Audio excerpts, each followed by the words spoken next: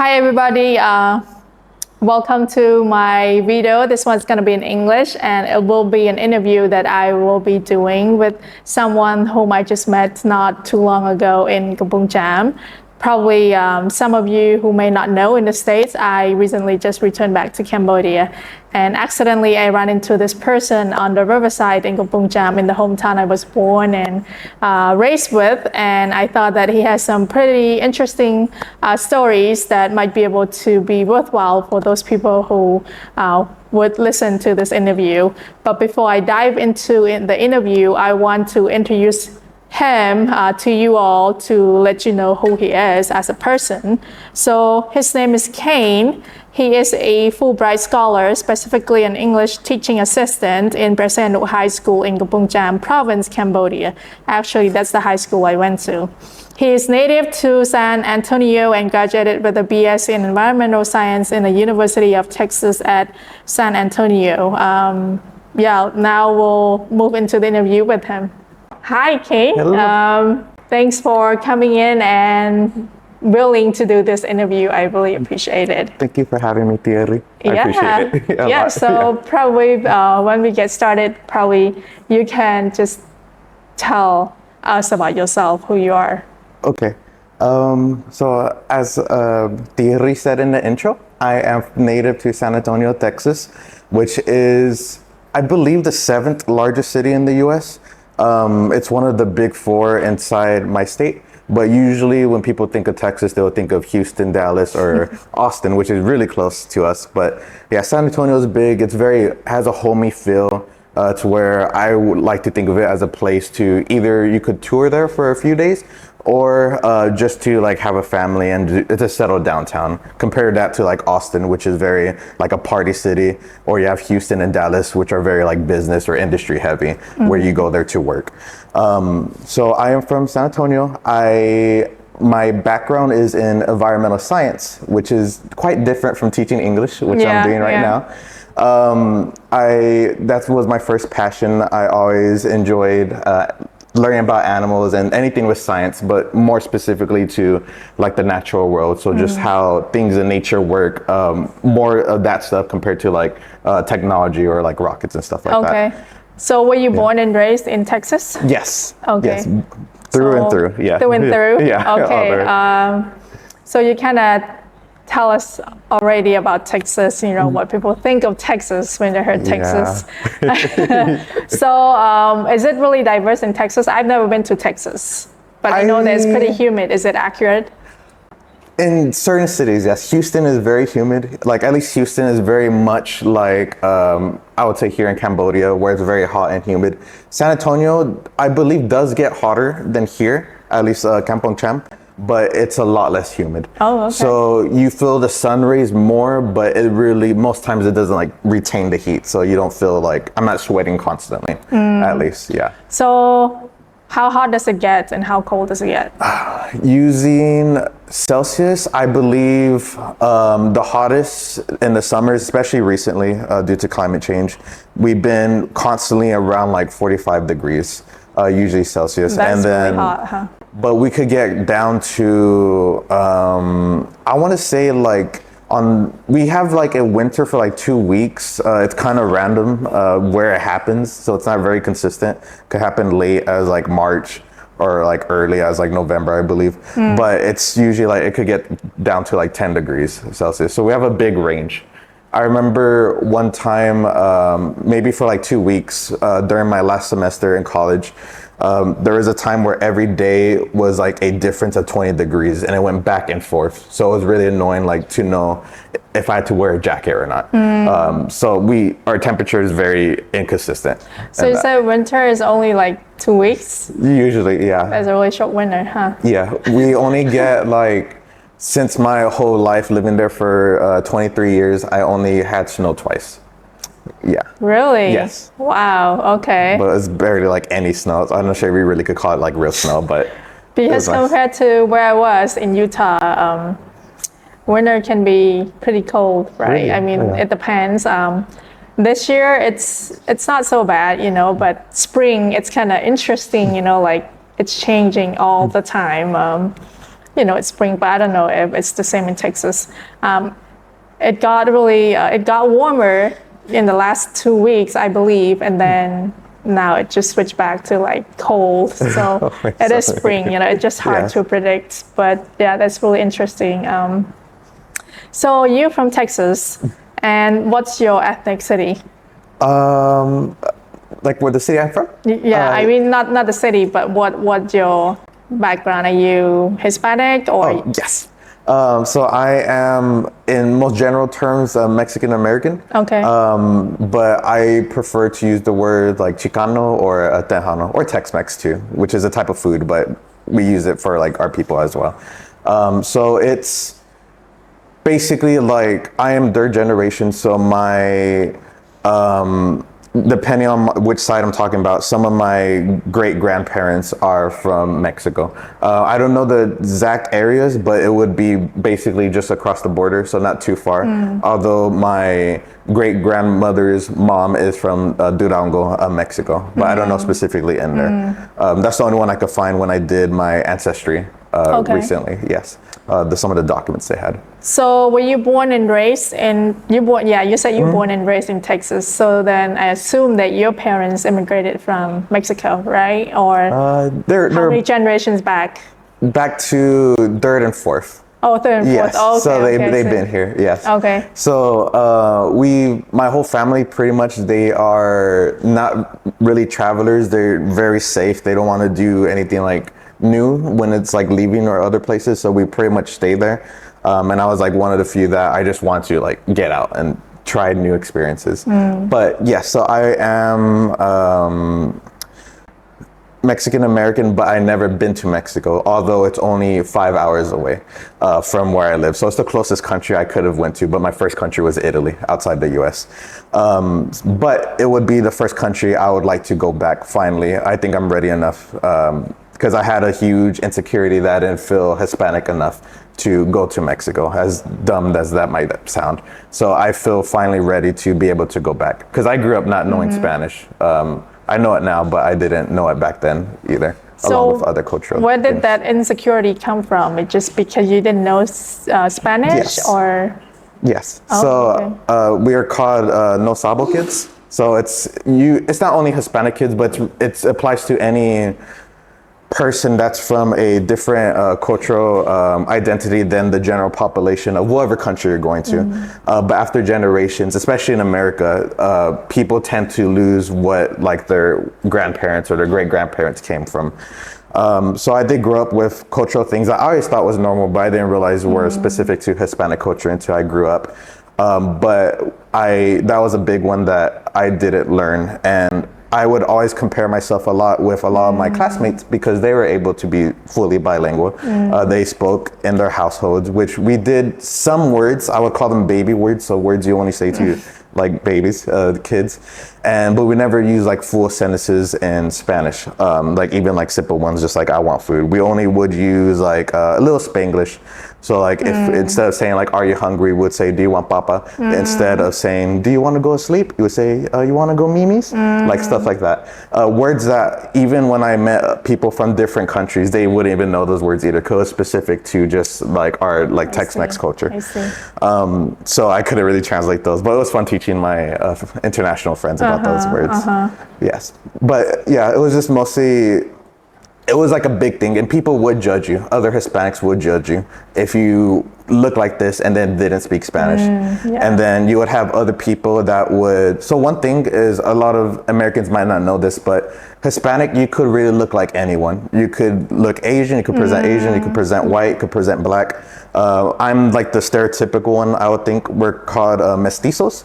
So I'm like more or less half ancestry to indigenous people and half of Europeans, mostly from Spain and Portugal. So that's why I look like the stereotypical like brown mestizo. But they could look like anyone. But people would always judge how I look, because people would assume I would speak Spanish, then they would try, and then or assume that I could, and then you can't, and then it's just like a mutual disappointment, I would always feel. So that was like a lot growing up, and for a long time I never wanted to learn Spanish because I just had so much, I guess, hate is a little strong word, but just I didn't want to learn it because I was just so mad at it. It wasn't until I went to Italy where that was the first time I really tried learning. I did take 3 Spanish classes in high school, but I didn't learn much because I didn't want to learn it. If you don't want to learn something, even if you get good grades, you won't learn it. So I didn't learn too much, except super basics, but it was until I went to Italy for a study abroad program where I learned some Italian. I realized that how much it helps to know a little bit, even a little bit of a language to talk with the people. And it was really nice that I was able to help all my other bilingual friends in English and Spanish speak with the native Italians. And then after that experience, I told myself, Kane, I think it's time you need to learn like your language. And that's when I started.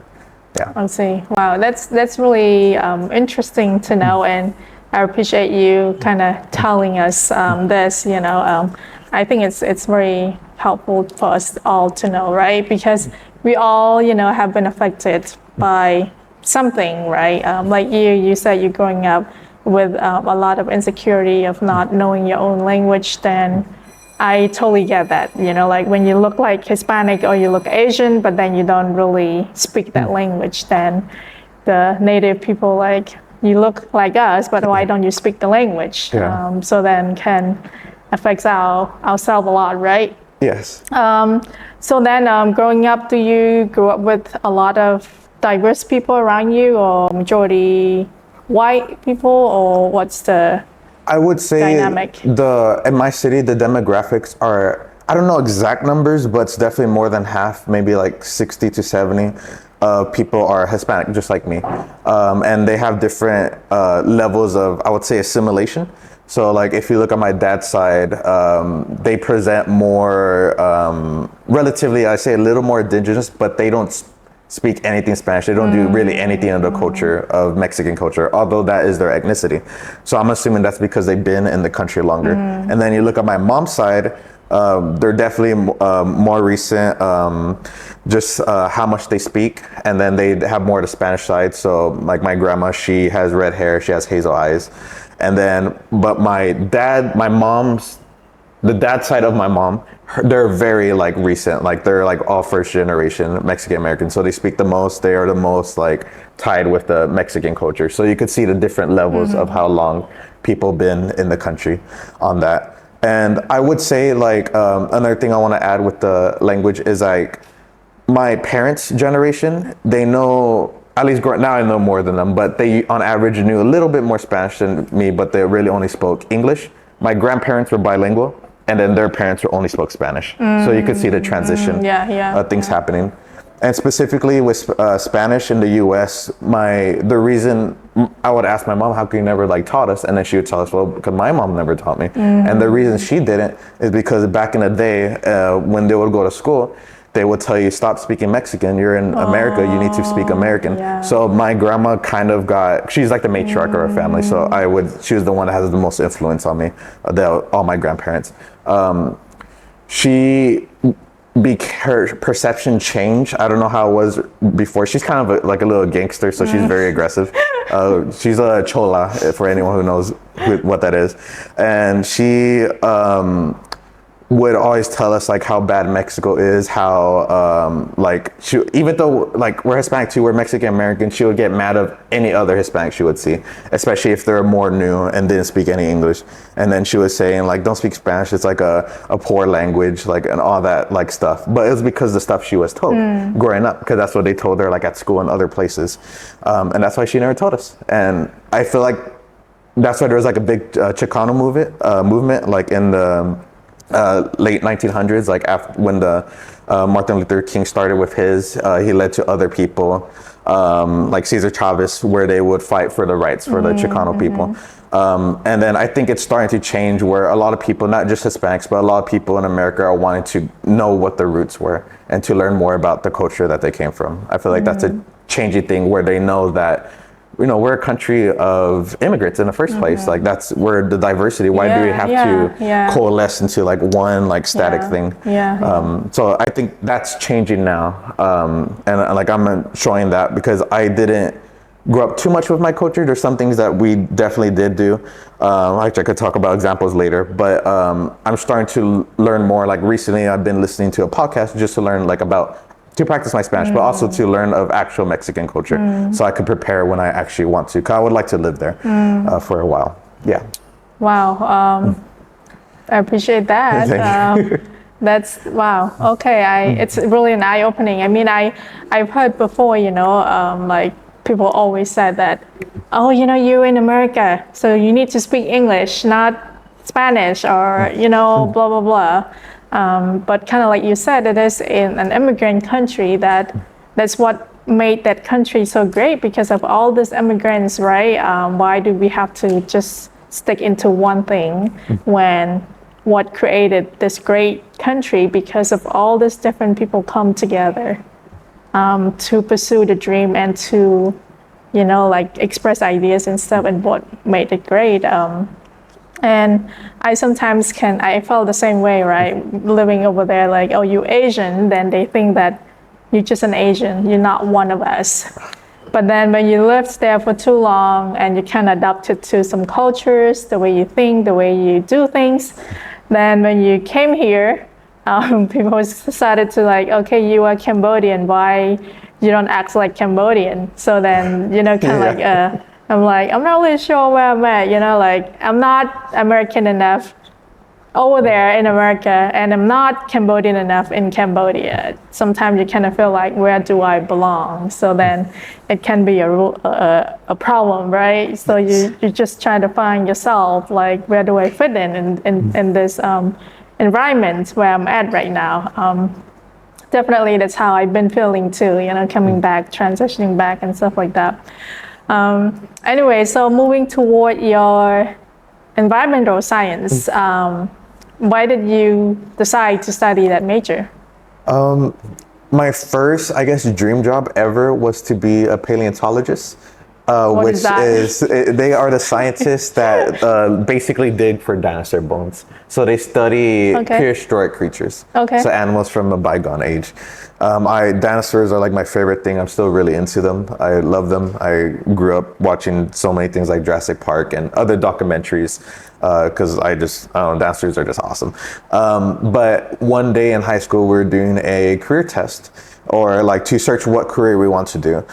And I was looking up paleontologists, and maybe I should have done more research, but they basically told me that a lot of people use them to find oil, which makes sense because they're very related. You're going to dig underground, fossils can be next to oil reserves and that, which me already being conscious of environmentalism and then what that could entail, I was like, I'm not sure if I want to work against the thing that goes against my values. And then I started thinking like, maybe I should study life that's still here before it then becomes extinct, like the dinosaurs, before it's gone. So I told myself that. I was like, okay. So then for a while, I wanted to be like a zoologist, so to studying animals. And I did do an internship at the zoo, my San Antonio Zoo, where I got to work with birds, and it was really cool because they do have their own personalities. It was fun interacting with them. And I was like, and before this, I didn't even, I like birds just because they're dinosaurs, technically. But I was more into reptiles, although birds are reptiles, but more like lizards, snakes, crocodiles, and insects. And I think the reason I was so into them, besides them looking cool, is because they were the animals I was able to interact with closer. Because it's not like I could just catch a bird with my bare hands. I didn't have binoculars, so I couldn't watch them. So I think that's why I was more connected with them. So I grew up just catching a bunch of stuff, just for fun.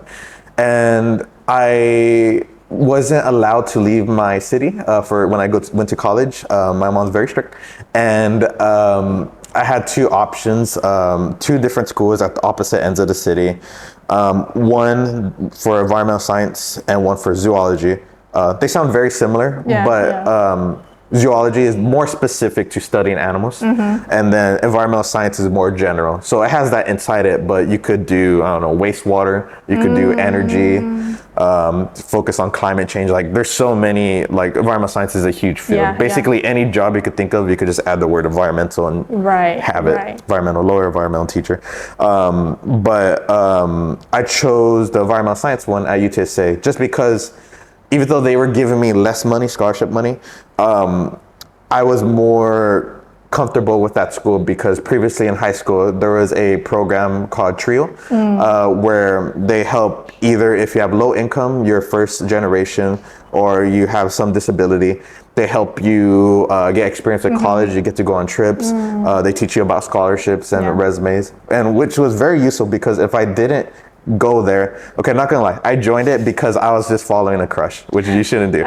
So that's the reason I joined it. Never do that. But never do that. But like follow what you want to do.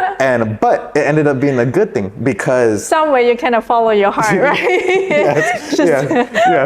But it ended up being a good thing because I was able to do scholarships there, and if I never went there, I would have never like wanted to travel more, nor been able to go to college debt free, because I was able to get scholarships where I didn't have to pay anything. So I guess it turned out a good thing. It turned out a good thing, yes. Because just the information they give you in normal, like the normal high school, was too late and too little too late.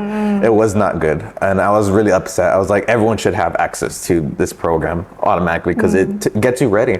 I didn't understand, like we have a thing called dual credit, which was in high school. I did not understand it at all until I went to actual college. I was like, oh, this is what it does. It literally it makes sense. You start ahead already in college, but I couldn't wrap my head around that until I went there. But I wish they explain things better, especially with scholarships and then how to use money, budget, because they don't teach you about money. You have to figure that out on your own. And like taxes and all that, like all these essential skills you do when you're growing up. Right? They never teach you this stuff.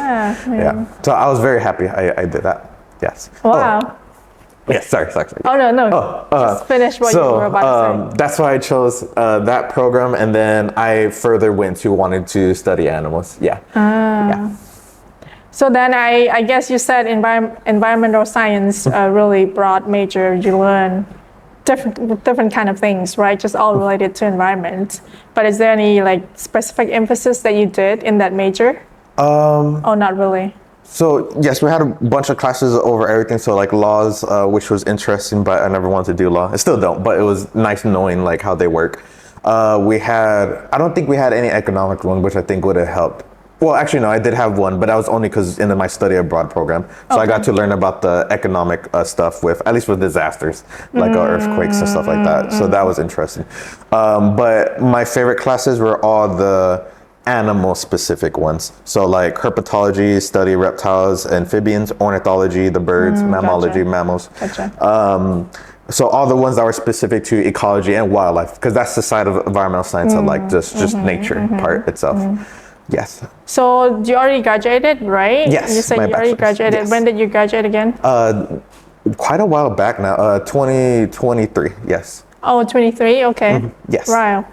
So then, it's really a big change, a big shift, a big jump, from environmental science, and all of a sudden, all the way, you're just like from Texas, came to Cambodia. What are the odds? And like, how did you switch it from like environmental science and then to teach English in Cambodia? Just tell us a little bit about that. How did that happen? Okay, so it was a step-by-step process. So first, Fulbright program, it's probably the longest, hardest application of anything I ever did. You do something like a complete year beforehand. Was this like after you already graduated from college, yes. Right? Okay. Yes. So,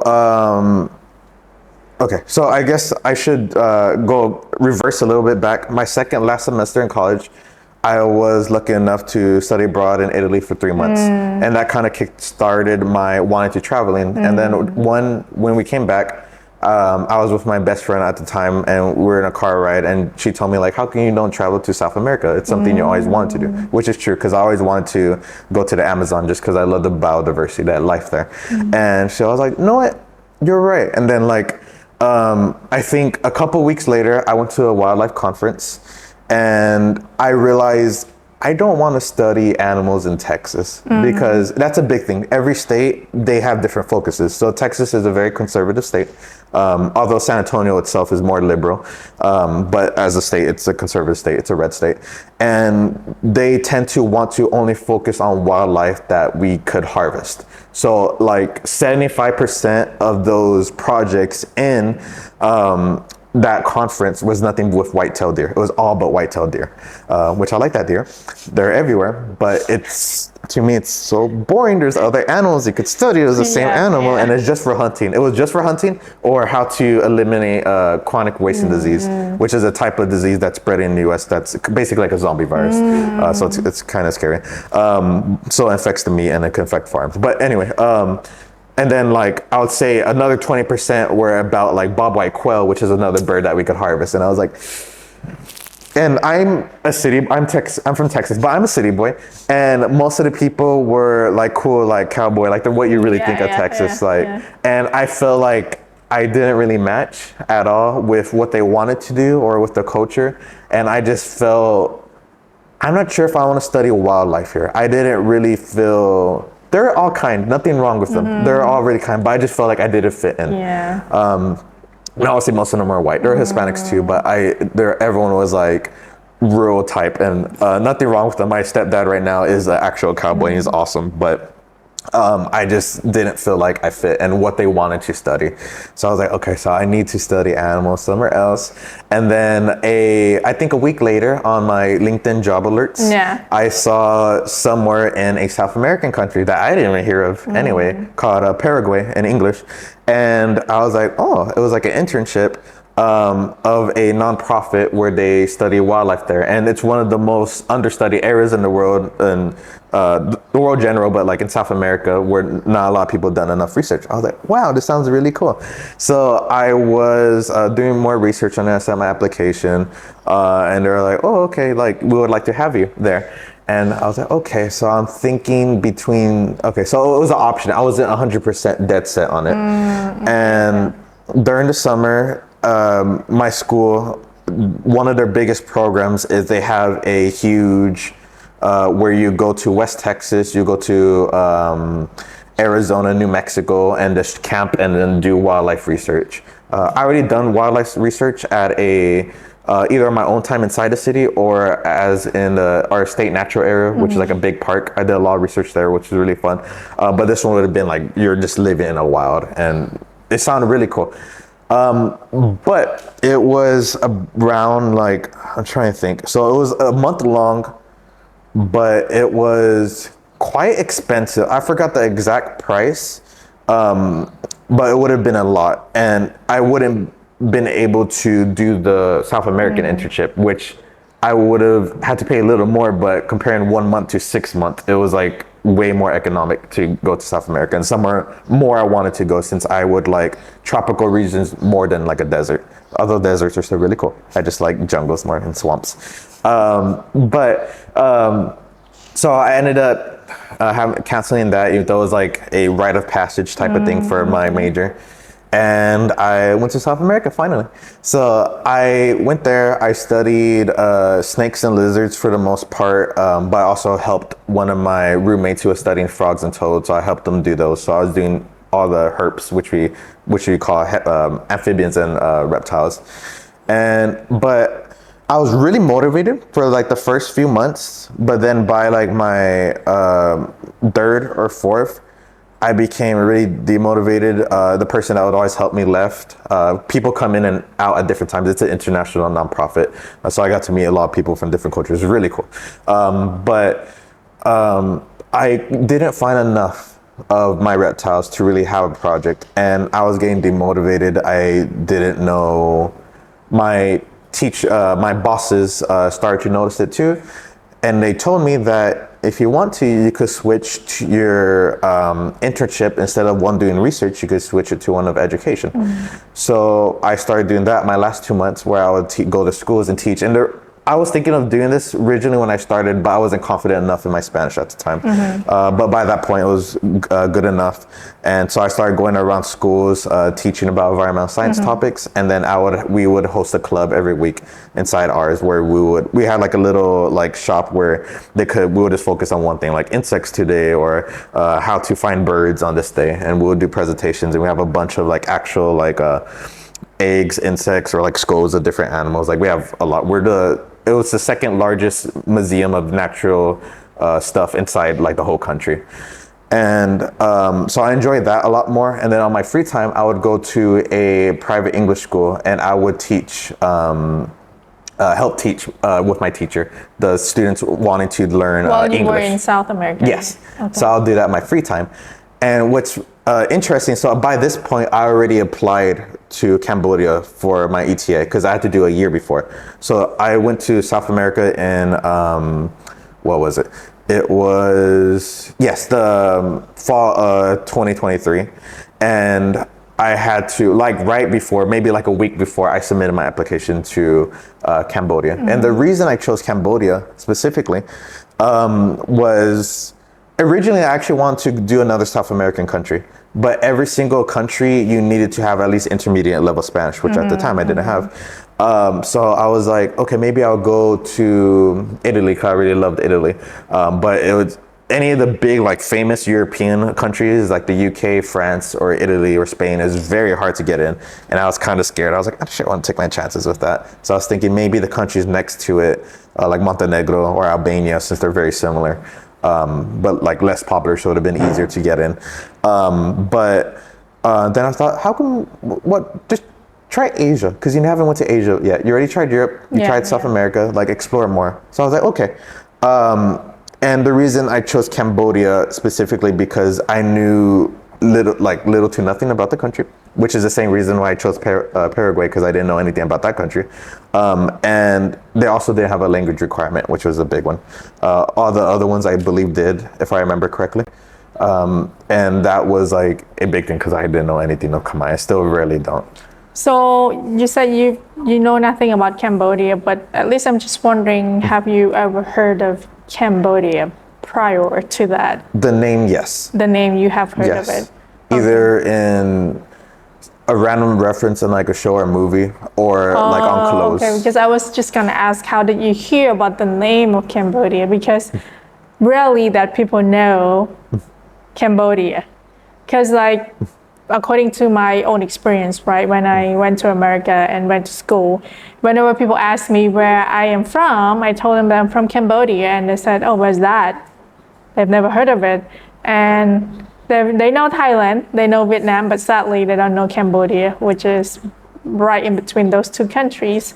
And some of them even said, oh, I never thought that Cambodia existed before. I'm like, yeah, it's on the map. It's so sad that nobody knows about Cambodia. I mean, it's a small country, but we have a lot to offer. But okay, at least you kind of heard of the name from the shows, right? But you knew nothing about it. Okay. No, I didn't. No, like I knew, I'm wondering why Americans don't know as much. Like Thailand is probably like, I think of them as like the popular kid of the Southeast Asian group. And I'm not sure exactly why, besides like, I guess wealth and popularity, but I know a lot of people will go there. My ex, she was Thai, and she would tell me like a lot of times like the military, they will just like during the break time, they would just drop people off just to have fun in the country, basically. So like when I hear like songs too, like rap songs, they mention it a lot too. Just like it's like a party place, at least Pattaya specifically. And in Vietnam, we had like the war in there, so I think that makes sense why that's popular. But I would have thought, like especially all the stuff that happened in like Cambodia, and then the stuff that America is supposed to fight for, I would have thought would have been more known. At least in our sphere, especially like the stuff we did here. But no. So we're just not known. How long have you been in Cambodia now? I have been here since late October. I spent my mid October, and then I spent maybe my first 3 weeks in Phnom Penh, and then I finally came to Kampong Cham. So this is where I was assigned. And how long is the program? The program for ETA, so the English teaching assistants in Cambodia, is 10 months. 10 months? 10 months, yes. So technically, you've been here for five months? Yes, about 5 months. Yes. About No. 5 months, right? Because that didn't include your time in Phnom Penh, right? Yes. Yeah. Because I didn't count that in, correct? Very true. Okay. So, I mean, did you have any like teaching skills or certificate before you applied? Did they require that or not really? Nothing specific to a certificate. So English teaching assistant, that's the one where really anyone could do it, as long as you're fluent in English. But they do have one where called like an ELF. So it's like the English language fellows. And those are the people that are more advanced in their career and actually have all And those they're required. certifications. Okay. They gave us like a mini TESOL test, I believe. Yeah, yeah. So they did give us that, and we were certified, but it was a very relatively fast one, like the shortest course. And you didn't have to have. Different countries have different requirements as well. So just like with the language I said, Cambodia was another one that didn't have any because it's I see, relatively new. Yeah. Like it's relatively new to the Fulbright program compared to other countries. Do you know when did they start this program? Because you said it's really new. I want to say in the early 2010s. Like my brain's thinking around 2016, but I could be wrong about that. Okay. But I want to say somewhere in the 2010s. Okay, I was just curious to know. Yes. Also, is it like fully funded? Yes, it is fully funded. Okay. Yes, we get stipends. So I should let y'all know too with Fulbright. I'm doing the English one, but there is 2 other options you can do. One, you could do graduate school in another country. And then the other one, you make your own project. So basically independent study that you work with the school, but it's not for a degree. But I should say with those, specifically the, what is it called? The graduate program, they only pay for the first year. And usually, at least in the US, master program take 2 years, but it's really like 3 most times. So you would have to find a way to have that paid because they won't pay for all of that. I see. Yeah. ETA is the only one that's fully. Okay. Now talking about you when you first landed in Cambodia, what was your reaction or impression? It was very like beautiful and a lot right away. So they dropped in Phnom Penh. I arrived at night with 2 other guys, and then one of our like teachers that gave us some Khmer languages. She's very sweet. Her name's Sadai Mom, and she gave us the welcome. I forgot they call it, like the scarves. In Hawaii they call it lei. Like yeah. She gave us the I forgot the Khmer scarf one to like say welcome to Cambodia. Oh, the scarf, not the flower. Scarf. Yes, the scarf. Okay, I see. Okay. Yeah, and I still have it. Okay. And then she took us straight to the hotel, and then we were there, and it was Phnom Penh, so it felt like any other big city I've been into. But I didn't feel many cultural differences until besides like at least in that city, like how like trafficy is. That's the most I ever seen in my life, and I never seen tuk-tuks either, so that was very nice. And it was very like I really love tuk-tuks because you call them and they're usually there, specifically in Phnom Penh, like under a minute. So I'm not sure how it is, but like Maybe usually you need to explain to those who don't know what is tuk-tuk. Okay, a tuk-tuk is a 3-wheeled vehicle between the size of a car and a motorcycle, and most people use them for like a taxi service.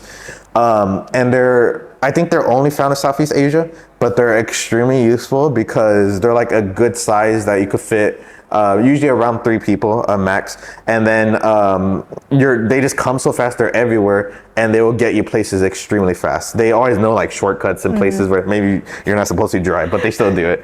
But they're amazing because like any other place I ever been to where I would have to use apps like Uber, Lyft, or Bolt, it always takes at least 5 minutes, but maybe longer, especially in America. For me, at least, they always felt so long. I would have to wait for a while, and I would be used to, like when I would call them, I would do something else until they came.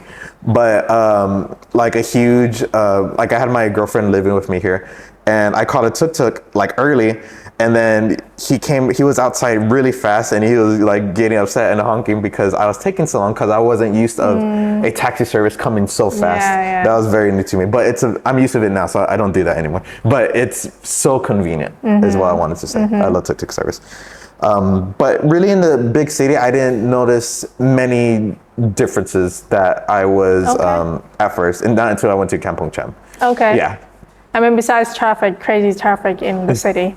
I mean, even for me, Cambodian, I don't live in the city, so I live in the provinces. I don't like cities. Still, before I went to America, whenever I had to go to the city, I was so shocked. I was always scared of the traffic because traffic in the city, it's just indescribable. It's scary, yeah. I mean, it's not in a way, not that it's super bad, but I mean, it's not that great. It's really crazy. It just people comes from everywhere. Like then, I didn't drive here. I learned how to drive in America, so I had a car over there. So when I came back, I'm like, I don't think I would be able to drive in the city. I would be too Never scared. ever. Yeah. It just too crazy because just like I said, everybody comes from everywhere. You just don't know what's gonna happen. So it requires really. You have to be really skilled to be able to drive in the city. So then, okay, you didn't have. I mean, it's not kind of big shock anything for you to be in a city, but then when you came to Kampong Cham, what was your impression or reaction when you first came here? Because it's totally different from the city. Yes. So I would say for sure Cambodia is the most different culture I've ever been to. I'd say because it's across the world. It has a major religion different from all the other countries I've been to, and just everything with the culture is different. I feel like a lot of like Asia, they have like their own like sphere of like stuff that's like their own, like either culture wise or just like popularity. Like I never knew who La Bubu was. It was so weird to me that capybaras, the giant rodent from South America, is so popular here. They're more popular in this country than they are in the actual country I lived that had capybaras. That's very interesting to me. I don't know how that became so popular here, but it's interesting knowing because there's so many things like everyone knows here and I had no idea because it just doesn't reach the sphere. Like the only stuff from Asian countries that usually reach America is usually from Japanese culture, Chinese or Korea for the most part, whether it's K-pop or K-dramas or anime usually. For me it was Godzilla. But so there's a bunch of things I had no idea. Coming here, everyone's extremely kind, super kind, very respectful, to the point where it was very strange having all the like students like say hello and bye to me every time they say their same phrase, like "Good morning, teacher. How are you?" like that. And then every time they come in, you had to like greet them. Like I would be. Because I'm like writing on the board, and then before they ask me to go to the restroom, so I let them go, and then they come back, and then they're just like standing at the door like for the longest time, and then the other students had to tell me, "Let them in." I'm like, "I'm sorry, I forget. Yes, you can come in." Yeah, they just want to make sure that you give them permission first before they leave the classroom to go do that. It's very kind and I never taught school in high school, but I was in high school, and the level of respect. And I guess the type of manners that students had to do is a very different level, but I really appreciate it. So I would say that was probably the biggest thing. I would say that I noticed like right off the bat. How about like the food and stuff? Food is also very different. So I'm very used to eating a lot of American, Italian, or Mexican food, which is very meat and dairy heavy. And here was very opposite, where the meat portions, at least for American, is very small, but the amount of vegetables, which is a good thing. I wish I ate more vegetables. I grew up on a lot of processed food just because of the demographics of my family. We couldn't afford a lot of things. So I grew up on a lot of processed foods, but it's very interesting eating a lot of organic, healthy foods. So I ate fresh foods before, especially when I lived in Europe, but that was more with like, again, just meats like dairy and pastries. But this one's more vegetables, more fruits. And then the amount of rice is so much. It's so weird. Like, I feel like the other portion stuff is like relatively small, but the rice is like more than I expected. It doesn't feel like it fits, but it's fulfilling. And it makes sense why, like, because if you just ate the other stuff, you probably wouldn't feel full. So it makes sense why they use the rice as a filler. So what's your favorite Cambodian dish? I feel like I'm very basic, but I really like, what's it called? Bai chai sach churuk. Very basic. I think it's a very classic dish that lots of Americans like. Yeah. It's so good. I don't know.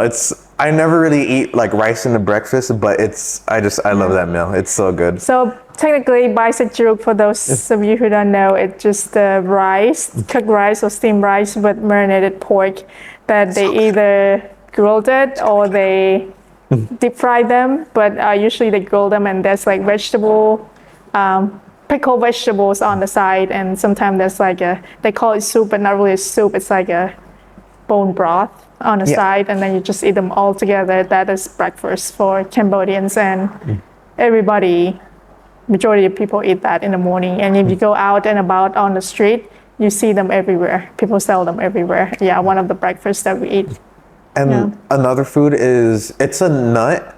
I don't know it's in English, but it's kalat, where it's like a nut but has like a texture kind of like an egg, and that one's really good. Like I always go with my coworker and we go there, we buy like a bag of it, and I like that food. So I haven't tried that yet. It's very good.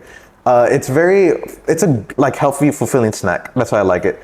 I like snacks that make me take time to eat, because I have a bad habit of just like eating like a snake or a bird, where I don't chew and I just engulf everything.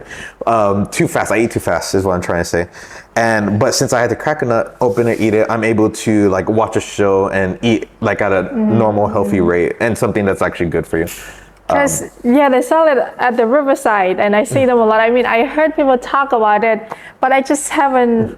I don't know why I haven't really tried it yet. But I was like, I'm just curious, because I just saw the pictures on the banners that they just print out on their little card or whatever.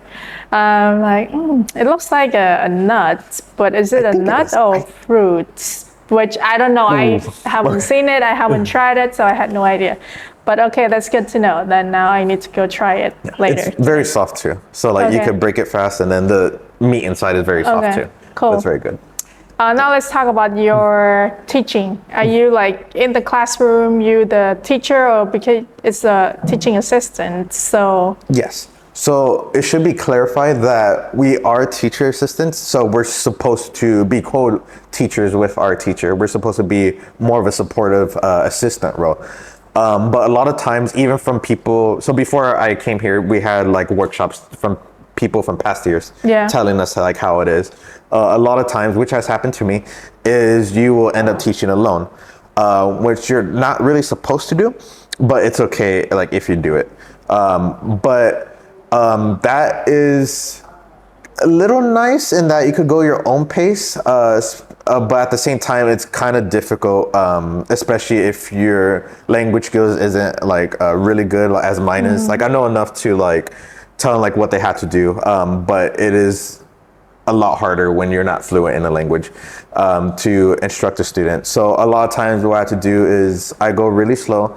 After explaining to the whole class, I will go around to each student, make sure they understand. Sometimes I ask them and they would tell me like, yes, teacher. But so one thing that is another, I guess, culture shock that they did tell me about the past people is that a lot of, at least in the English classes, I'm not sure if the other classes are like this, but the students come in at different levels of English. So usually students that need more, so like you have different abilities from people that might not know the English alphabet to people that are, to me, I consider fluent, like they speak very well. And they told me the reason is because like they tend to maybe like pass everyone instead of like having them retake the class, I believe, or something like that along the lines, why you had so much different levels, but also because in the Cambodian education system, they have it where it's kind of I want to say required, but there's a lot of incentive to, after you're done with your school day, a lot of incentive to take the private lessons of the same teachers that will teach more of the what's it called, concepts that you learned in class. But usually they teach you stuff that they will put on tests for the students that don't even go to those classes, which I find a little unfair. So it's kind of like you have to go to those classes, but obviously not everyone could afford those. So it creates like a huge like different levels of teaching English. Yeah. So for me, I rely a lot on the students that speak really well, and then I'll ask them like if you could help me explain the class, which they usually oblige, and then they'll help, and then the students will understand from the other ones, and it gives them practice as well. So what grades do you teach? I teach currently 10th and 11th grade. Yes, I'm not allowed to teach 12th here, although some of my coworkers in other provinces are able to, but I'm not for some reason here. Yes. Okay. Also, what you think of what kind of differences do you see high school here and in America? High school is Because I never went to high school in America. So uniforms are a lot more strict. A lot of things are more strict. In fact, right now I'm grading some papers, and one of the questions is what are some rules of the schools. So it's teaching me stuff that I didn't even know that I didn't observe. So apparently.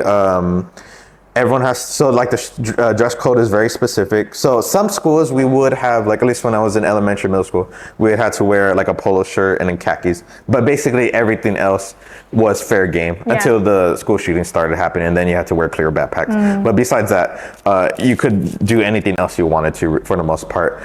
But here it's a lot more strict. No one could color the hair. All guys have to have their hair short. Girls have to have it long. You can't wear makeup. You can't have like your nails super stylized. You can't use jewelry. All your shoes have to be white, which I didn't even notice. But as soon as I read that, I started. Yeah, it was on the rules. I was like, really? And then while I was grading, I looked around and noticed every single student had white shoes. I was like, wow, I didn't notice that. So everyone here, at least in this school, Priya Sihanouk High School, you have to wear white shoes. And this one's the phone one I'm okay with. So the younger grades can't bring phones, but the older ones can. And then I'm trying to think what else rules there were. But overall, it's more strict. And what I found really interesting is there's a lot of like touching between the students, but it's only like between the same gender. So in here, like it's not normal to like anything like hugs between opposite genders. Like I grew up again in a Latino culture, so we do a lot of hugs and kisses. So that was very new to me. And it's weird. And then another one is too, apparently is it's normal to have like your phone numbers and to go hang out with your students, which you would never do in America. That's a big no-no over there. But here it's like more like chill, I guess, with that. On that stuff. So I'll say those are the biggest, at least cultural differences I know. Oh, and another one too is like everyone is, I didn't know how much like grades were like central or like having to have good grades is very important here. A lot of students, their free time, they just study more, which I found very like different compared to American culture on that one. So there was of course another essay where it was like saying what their free time, and basically a lot of, not all of them, but there's a lot of students where their whole day was just studying. And it made me feel a little sad. Like it must be really like important. Like maybe they get a lot of pressure from their parents, or I don't know. And then another one I found really interesting too is they have like the rankings. In front of like every class, which I find you never do that in America. No, like we do have rankings, but it's a lot more subtle. We put it on like a tiny number on a report card, like at the end of a semester, which at least the really smart kids are still very competitive and want to do that, like the high earner grades. But here it's like really in your face.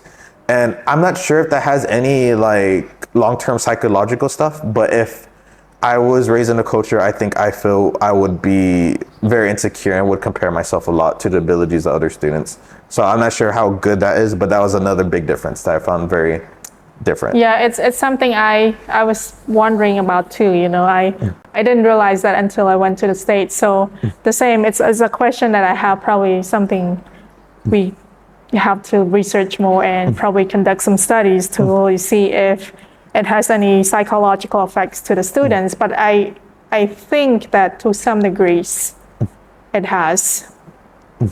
But I don't know how because to me, I was always at the top of my class, so Sorry, yeah. I mean, so that it's just hard to really tell. Because at least when we're like, okay, I feel so proud. I was like on the top of my Yeah. class, so who cares? I'm not on the bottom of the list, right? But it could have been. It's a different story if you're like either in the middle or you're like closer to the bottom or you're like way on the bottom.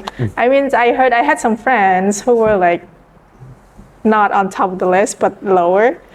They're like, oh, I don't care, you know, it is what Yeah. it is, whatever. But I don't know, nowadays probably it has changed a little bit, so it's pretty interesting, something that, you know, like we can take into account. And anyway, so what else do you think of the education system here? Like, what do you think of the education system in general? I think it's okay overall, but I think it would be good to separate based on just the level of abilities, because it is very hard to like catch up people, especially if you're working alone. Like if I was working with other teachers, so I work with 5 different teachers, like once, like well, except one I do twice, but once basically every day I work with a different teacher. One of them like basically watches me, and if I have trouble, they will help me. One we actually co-teach, where we bounce off each other, and I feel like we mutual do, but the rest I teach alone. But I feel like it would be good just to have a class more focused on the basics to help the ones the lower levels like higher up, and then the higher ones, I don't know, we could just have like conversation clubs, because they basically could speak and write really well. Yeah. I think it would make it easier, because I'm always like trying to fight, because I usually tend to lean towards the lower levels. Like I want to help them more, but then I feel bad because then the higher ones are kind of like bored to finish everything in like a minute. Yeah, And then I like, we're supposed to be making like higher lessons for them so they could do it, but it's a little hard to with so many classes and different grades and doing it. But if I can, I will create like something harder extra so they can do. Okay. And besides that, and besides just like the overall like relative lack of resources, I think it's a okay system. From at least the people I've met that, you know, graduated or adults already, they seem to be doing really well, at least the ones I know. Okay. But I don't know what the I don't know this like the stats on like the retention rates, or like what's like the percentage of which students go to do like which job and stuff like that. So I don't know that, but I feel like that would help inform me a lot how good like the overall system is. That's cool. Cool. So you here in Kampong Cham, you've been here for a while, but have you traveled around Cambodia too, besides, you know, besides your teaching schedule? Not as much as I should have, but yes. So my teachers like doing group trips, where the first trip they want to do was, well, it was outside of Cambodia, so they want to go to Vietnam. But I was a little not smart, and as an American, I needed to research for a visa, so I got deported back to Kampong Cham. And but the next trip we did to Kampot. So we stayed there just one day, but we swam in the ocean, the beautiful views. We went to, I forgot the name, but the mountain with the big statue that you have to meet for safe passage. I forgot the name of it, but it's very like centric to the Buddhist ideology. I forgot the exact name, but it's a giant statue that you go on the top of a mountain. And before you go further in the mountain, you have to stop there or you'll have bad luck, something like that. I don't know. I forgot the name. I'll send it to you later. Is it on the coast side or? Yes. Kampot? Okay. I believe so. Yes. Boko? I think so. I forgot the name. Okay, I've never been there, so, but okay, It's probably. very Boko. beautiful. The weather there is a lot colder, and when you're just on top of the mountains, you see like the whole like tropical forest. You see the cities, and then you see the islands in the background, the horizon. Like you see the shadows of the clouds. It was just beautiful. I love it there. And then I went to Siem Reap for like a week, which I'm going again before Khmer New Year, and that city was beautiful. Like it's so like, just when I saw the roads, I was like, okay, this is like a different level. Like it's smaller than Phnom Penh, but so nice. It's weird, but it feels more like a place that just made to serve like tourists. Like it's a place for barang, so foreigners to go there and to have a like comfortable Khmer experience, I guess. Like it's very tailored, but it's like the infrastructure there is just so nice, and there's so much different places, so much people. Like it's very different from Kampong Cham. Yes, yeah. I think because it's very touristy area Very with touristy. all the ancient temples, you Yes. know, and lots of big trees because Oh, the trees are so they nice. try to preserve all the big trees around the ancient temples. Yeah, it's really different over there, but it's really nice. Also, what would you say to people who don't know much about Cambodia, and would you recommend them to come to Cambodia and visit? Definitely come. I think it's worth to really go to any country, but specifically Cambodia. So the reason I wanted to come here, as I said before, I didn't know anything about the country really, but I wanted to make it more known with my family. So now they know about the country. They know what I do here, how it looks like, different things with the cultures. I taught them slowly. So there is a lot of history here. Some of it sad, but a lot of it very interesting. It's not just a copy of like Thailand or anything like that, or vice versa. You have your own language, your own beliefs, your own mythological creatures are very cool. I love the Makara and the Naga. Their own religions, which is overall like a mix of like Hinduism and Buddhism, which is very cool. As a person that really only grew up in like Catholic places, that was very interesting seeing new religions. Food is very different. Like if you've never been to Asia in general, I recommend it. Like more on a, I guess if you want to be like a tourist or it's very economic here. Things are very cheap. But there's just so much beautiful sights. The food is amazing. The people are the nicest people I ever met, and I'm just saying that, especially compared to Americans. At least I know. I'm a very introverted person. It's hard for me to socialize, but everyone's here been very extremely kind to me, to like a extreme point where sometimes like I'm the one that feels bad because for how kind they are being. So it's definitely worth visiting here. And then if you can do something good here, there's a lot of volunteer opportunities. Like obviously I'm teaching English here. You could just work here like without Fulbright. There's a couple of restaurants here just in Kampong Cham, one called Small Restaurant, one Viva La Pizza, where they're both different nonprofits that help students that may have not graduated from high school, but it gives them a chance to still have a life to do something here, which is very beautiful. And then if you're into environmental science, there is a nonprofit organization, which is very similar to the one I worked at in South America, where you but focus on marine species. So on Kampot, you're able to study like whales. You could meet international people. You'll go on boats, do surveys. And then there's another one in Siem Reap where you could work with a sanctuary there as well. So there's a lot of places like if you want to help. But it's a beautiful country with a lot of interesting things to do, which I still have tons to do and a lot of places to see. So I need to do it before I run out. Do you feel safe here? Because there's misunderstanding of, oh, it's not safe in Cambodia, don't come here.